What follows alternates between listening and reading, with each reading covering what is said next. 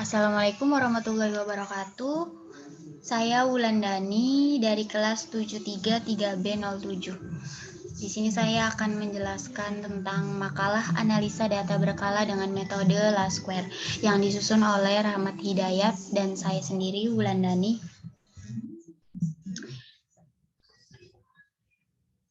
Kata pengantar kita skip ya. Langsung ke pendahuluan.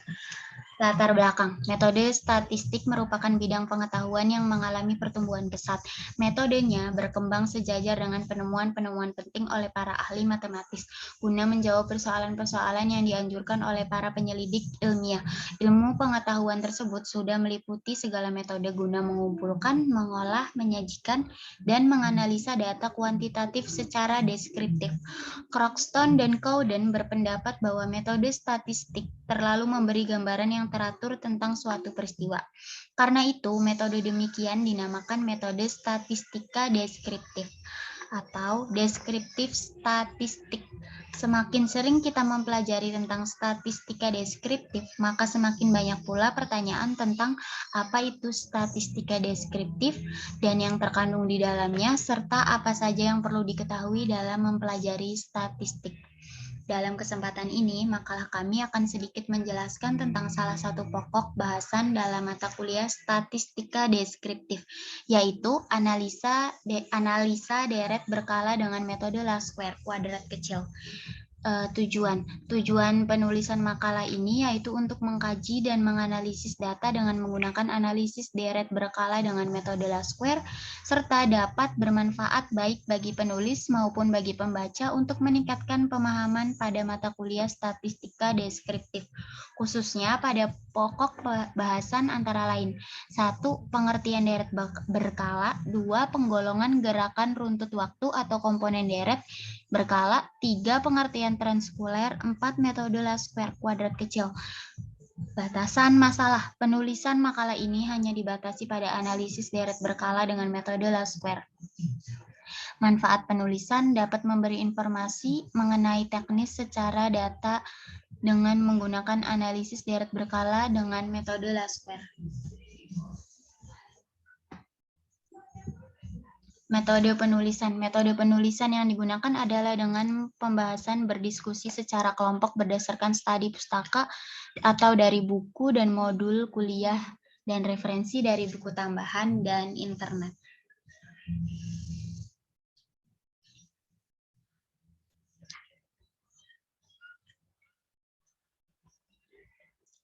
Nah, landasan teorinya itu udah termasuk sama yang bab 1, jadi kita langsung ke pengertian analisis deret berkalanya ya.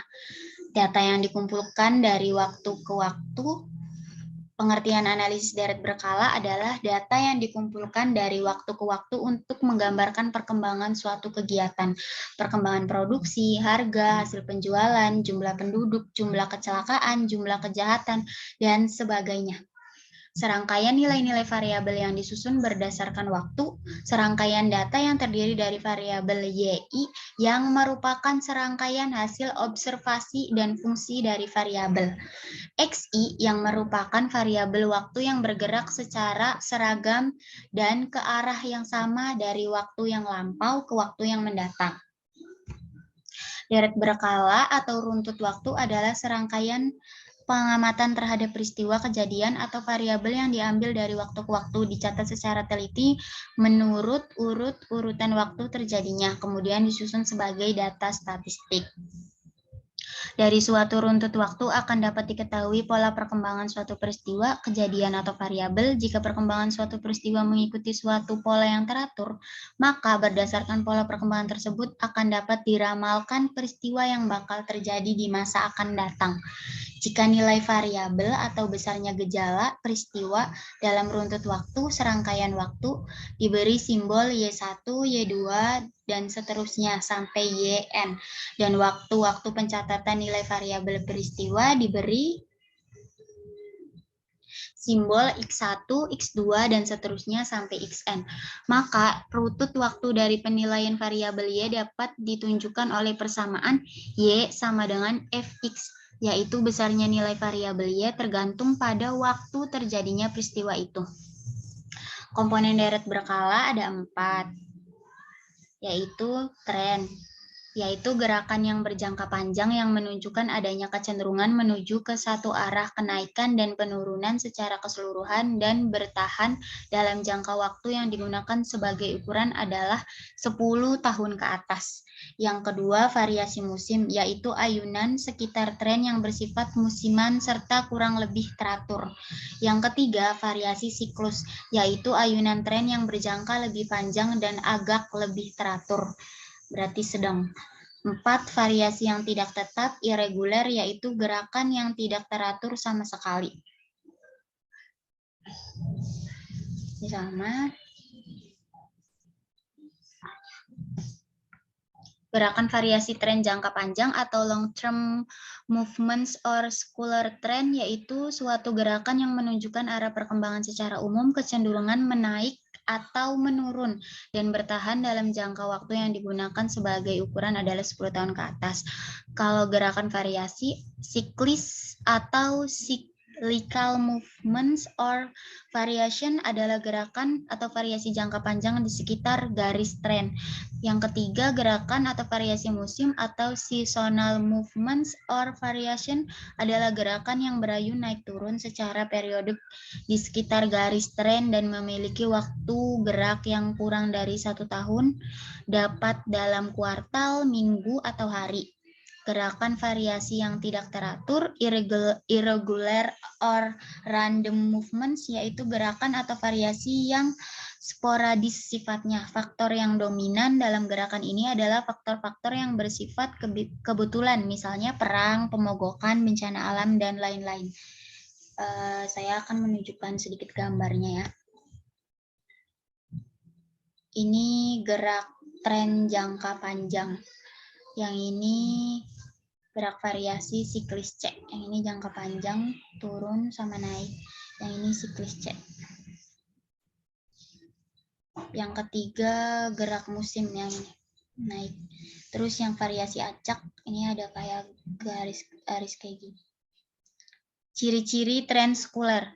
Tren T atau tren sekuler ialah gerakan dalam deret berkala yang berjangka panjang, lamban, dan berkecenderungan menuju ke satu arah. Arah menaik atau menurun umumnya meliputi gerakan yang lamanya 10 tahun atau lebih. Tren sekuler dapat disajikan dalam bentuk persamaan tren, baik persamaan linear maupun persamaan non-linear. Gambar grafik yang dikenal dengan garis kurva tren, baik garis lurus maupun garis melengkung. Tren juga sangat berguna untuk membuat ramalan, sangat diperlukan bagi perencanaan, misalnya menggambarkan hasil penjualan, jumlah peserta KB, perkembangan produksi harga, volume penjualan dari waktu ke waktu, dan lain-lain. Tren digunakan dalam melakukan peramalan, forecasting. Metode yang biasanya dipakai antara lain adalah metode semi-average dan metode last square. Kita fokus ke metode last square-nya ya. Bab 3 pembahasan metode last square kuadrat terkecil. Persamaan garis tren yang akan dicari ialah Y aksen sama dengan A0 ditambah BX. Ini persamaannya. Nah, kalau untuk mencari A-nya yaitu sigma Y per N. Kalau untuk mencari B-nya yaitu sigma XY dibagi sigma X kuadrat. Kalau X-nya itu biasanya variabel waktu, bisa hari, minggu, bulan, atau tahun. Nah, di sini ada keterangannya, Y aksen itu data berkala time series atau juga taksiran nilai tren. Kalau A0-nya nilai tren pada tahun dasar. Kalau B-nya rata-rata pertumbuhan nilai tren tiap tahun. X-nya tadi udah saya sebut ya, variabel waktu, hari, minggu, bulan, atau tahun. Untuk melakukan penghitungan, maka diperlukan nilai tertentu pada variabel waktu X, sehingga jumlah nilai variabel waktu adalah 0. Sigma X sama dengan 0. Ini harus dicatat, pokoknya sigma X sama dengan 0 itu mau ganjil, mau genap. Nah, ini kita bahas untuk nilai ganjil ya. Untuk N ganjil, maka jarak antara dua waktu diberi nilai 1 satuan. Di atas 0 diberikan tanda negatif, di bawahnya diberi tanda positif. Jika data ganjil nilai X mengacu pada paduan min 3, min 2, min 1, 0, 1, 2, 3. Nah, ini di bawah 0 minus, kalau di atasnya 0 plus. Terus biasanya kelipatan 1 gitu, jadi kayak urut 0, 1, 2, 3, 0, min 1, min 2, min 3 gitu. Untuk yang genapnya, jarak antara dua waktu diberi nilai 2 satuan. Tadi kan yang ini 1 satuan ya, yang ganjil. Nah, yang genapnya 2 satuan. Terus masih sama, di atas 0 diberi tanda negatif, di bawahnya diberi tanda positif. Jika data genap nilai X mengacu pada paduan min 5, min 3, min 1, 1, 3, 5. Jadi biasa kalau ke kiri itu negatif, kalau ke kanan positif. Dan ini biasa kelipatan 2 kayak min 1 ditambah min 2 kan jadi min 3 gitu. Kelipatan 2 lah. Terus ini ke studi kasus contoh untuk data ganjil, tabel angka penjualan alat berat PT Traktor Indonesia tahun 2013 sampai 2020. Sebenarnya Indonesia traktornya import sih dari luar negeri. Ya semoga ya bisa gitu. Sebentar. Ya, tadi mana ya? Ini ya. Nah, ini datanya dari 2013, ini untuk ganjil dulu ya. Dari 2013 sampai 2020 ini tahunnya, ini penjualannya ada 220 sampai 310. Tiap tahun beda-beda. Kadang naik, kadang turun. Terus ini analisa menggunakan tabel square-nya ya. Kan kalau tahun sama jumlah itu udah ada dari tabelnya. Otomatis kita tinggal nyari X, XY, X kuadrat sama Y kuadrat ya. Nah, untuk X-nya mungkin gampang ya. X-nya kita yang tadi dibahas ganjil dan genap. Karena ini ganjil, jadi kita taruh dulu nolnya. Tuh gitu. Pokoknya sigmanya itu penjumlahan, akhirnya itu harus 0, terserah. Yang penting kelipatan 2, mau minusnya banyak, mau plusnya banyak, yang penting hasil akhirnya 0 kalau dijumlahin. Nah, kalau udah nih, kan bikin nyari X-nya ya. Y-nya kan jumlah atau penjualan ya. Jadi tinggal dikali aja. Ini kan penjualannya 220, X-nya min 3, jadi 220 dikali min 3 sama dengan 660 dan seterusnya. Untuk X kuadratnya ini dipangkatin ya, minus dipangkat minus jadi plus gitu, dan seterusnya. Terus ya kuadratnya ya ini dari jumlah penjualan dipangkatin juga jadi segini. Nanti kalau udah bikin kayak gini, ditotalin satu-satu. Kalau tahun mah nggak usah. Nah, terus kita mencari nilai A sama B. Tadi kan udah dibahas kalau nyari nilai A, sigma Y per N. Nah, sigma Y-nya itu berarti jumlah Y nih. Udah kita totalin kan 2240 dibagi N. N-nya itu ini tabelnya ada berapa, kayak 2013 1 2 3 4 5 6 7 8. Nah, 2013 sampai 2008 itu kan 2013 sampai 2020 itu kan 8 ya, 8 tahun. Jadi N-nya itu 8, tinggal dibagi aja, ketemu 280. Nah, untuk mencari nilai B-nya, rumusnya itu sigma XY dibagi sigma X kuadrat. Sigma XY itu ini ya, 435, terus X kuadratnya kan ini ya, 28, tinggal dimasukin aja.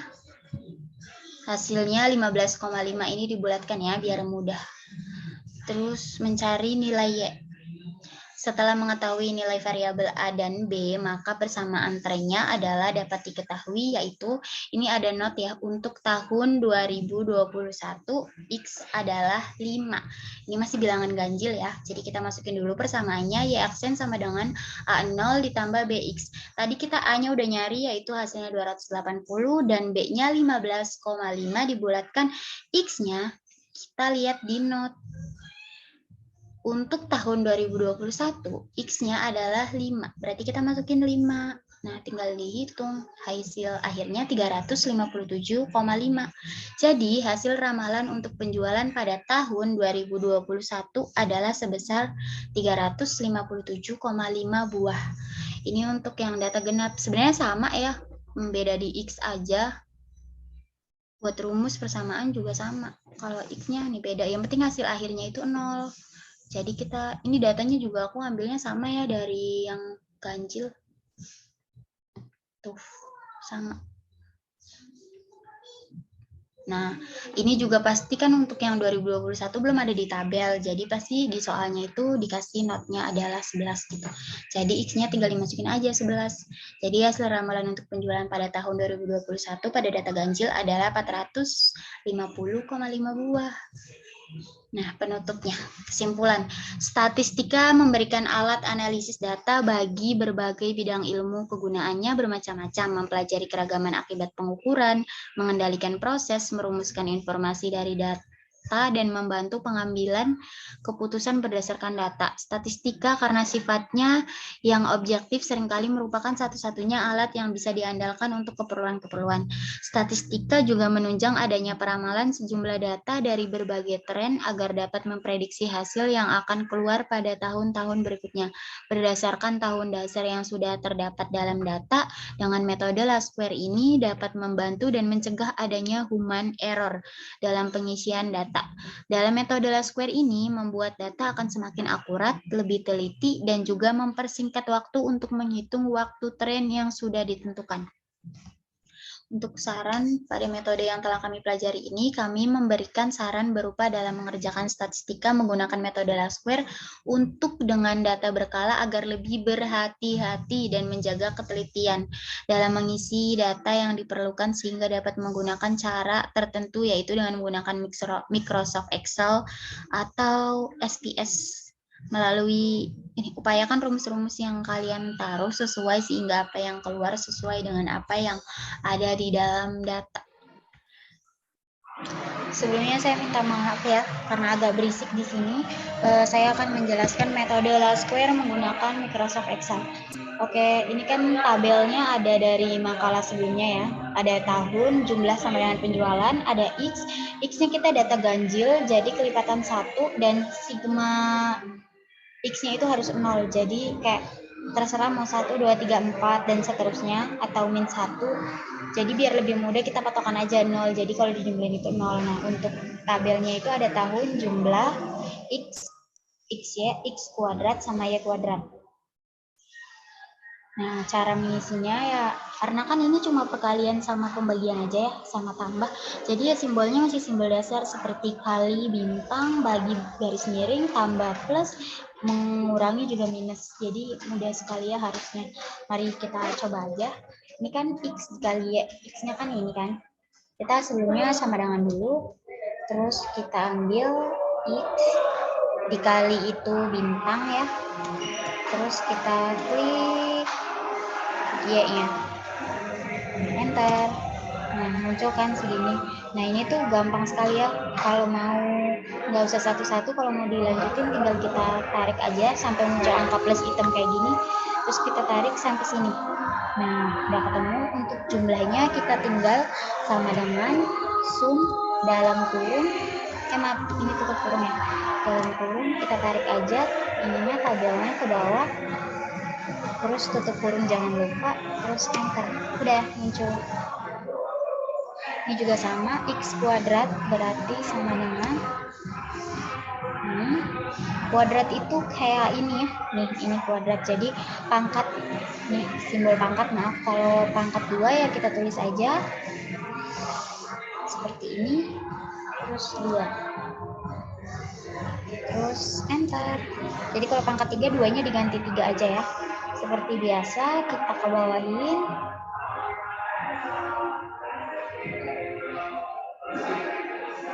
Nah, untuk X kuadratnya kita jumlah sum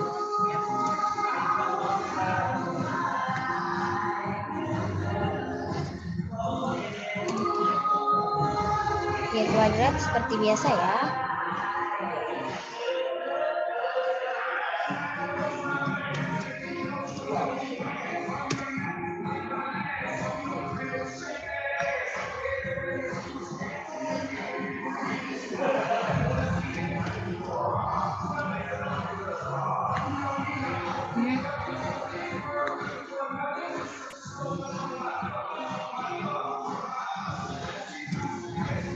Nah, udah untuk persamaan metode Laskwer kan Y aksen sama dengan A0 ditambah BX ya. Untuk mencari A0 sama BX-nya kita cari dulu persamaan A-nya. A-nya itu rumusnya sigma, sebentar ya, sigma Y per N. Nah, untuk A-nya kita sama dengan dulu, sigma Y itu berarti jumlah dari Y ini per N. N-nya itu dari 2013 sampai 2020 itu ada berapa? Biasa dibagi sama yaitu simbolnya garis miring. N-nya kan 8, kita tulis 8 aja, langsung enter. Nah, untuk mencari B-nya, rumusnya yaitu sigma XY. Sigma XY berarti sama dengan sigma XY-nya ini dibagi per sigma X kuadrat. Sigma X kuadrat berarti ini sama dengan 15,5 sekian ya, kita bulatkan aja 15,5. Nah, untuk mencari Y-nya, Y aksennya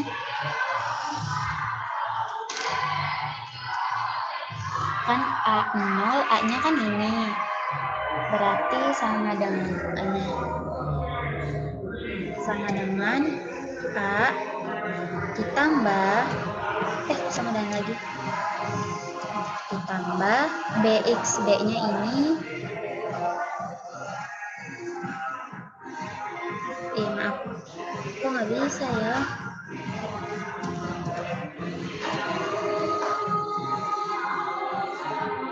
Mungkin kita kasih dalam kurung aja ya. Ditambah ya, kepencet, maaf, ulangin ya. Ditambah ini, terus dikali tadi kan yang X-nya itu kan sesuai tahun yang akan mendatang. Nah, tadi di soalnya mintanya 11, jadi kita masukin aja kali ya. Dikali 11. Coba enter. Ya, nggak bisa guys.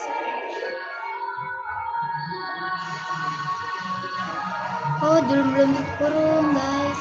Ya, salah lagi. Kali 11.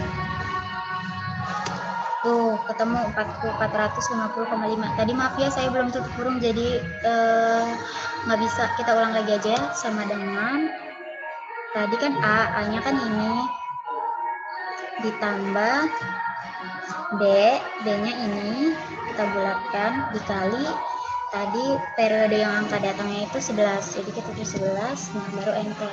Tuh 450,5.